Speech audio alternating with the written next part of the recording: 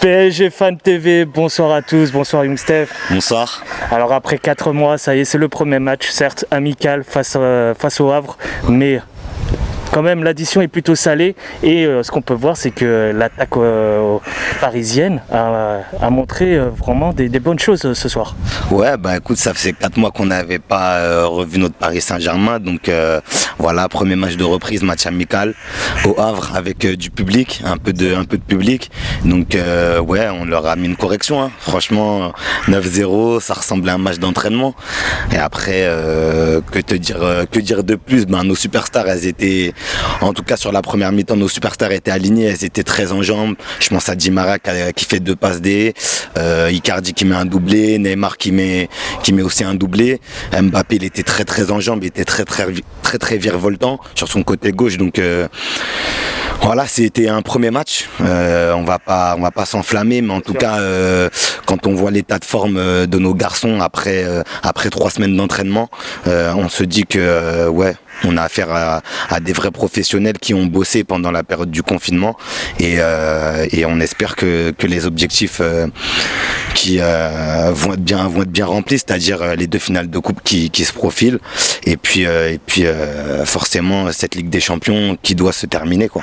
On pouvait imaginer pour ce premier match que nos joueurs allaient pouvoir peut-être ou mettre en place en tout cas se réserver un petit peu, lever le pied. Donc voilà, lever le pied et en tout cas au niveau énergie un peu s'économiser. On a vu clairement que c'était pas le cas, à l'image un peu d'un Mbappé qui a été virevoltant ce soir. Exact. Ben, comme je t'ai dit, il a été virevoltant, il était très en jambes. Franchement, il m'a fait kiffer. Alors ok, je vais peut-être minimiser en disant qu'en face c'était des joueurs de D2, mais quand même, voilà, Mbappé, faut dire, il a bossé, il est fit et voilà, franchement, il m'a fait kiffer. Et puis un truc à pas oublier, c'est qu'en deuxième mi-temps, on a eu un autre 11. Oui, bien sûr. Du coup, on a vu d'autres joueurs, notamment Silva qui est rentré à la mi-temps. Il y a Gay qui a mis son petit but aussi. On a Draxler aussi qui a montré un petit peu des petits trucs.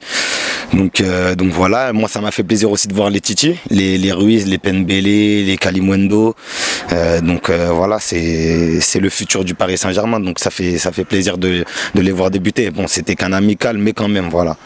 On pourrait se poser la question, et nos spectateurs aussi, est-ce que réellement ce premier match était un bon choix de choisir le Havre, sachant que, comme tu dis, c'est un club de D2. Est-ce que après ce résultat qui est sans appel, on a des leçons à en tirer ou quelque chose où des joueurs pouvant se dire bon, il s'est démarqué pour pouvoir en tout cas prétendre pour le 11 de départ pour les matchs à venir? Bah, moi, comme je t'ai dit, pour moi c'était un match de reprise. J'ai pas forcément vu de joueurs se démarquer plus que ça. De ce match-là, moi j'attendais surtout d'être rassuré sur l'état de forme de chacun. Voilà, que chacun revienne bien fit et voilà. Et moi je trouve que sur ce point-là j'ai été comblé.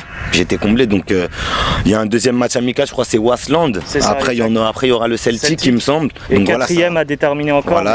Voilà, donc Celtic, après le Celtic, on espère que ça va monter un peu crescendo en termes de niveau d'adversaire, puis même d'intensité que l'adversaire peut te mettre. Donc parce que Wasland, c'est une petite équipe belge, tu vois. Donc là on reste sur du petit calibre. Et le Celtic, ça va commencer à être un peu plus sérieux. En tout cas ressembler à quelque chose de plus sérieux. Et si après on pouvait avoir une équipe mieux que le Celtic, ça serait magnifique avant de jouer les finales de Coupe nationale et se présenter en Ligue des Champions, quoi. Super Young Steph, à très vite. Ouais, à très vite sur la chaîne.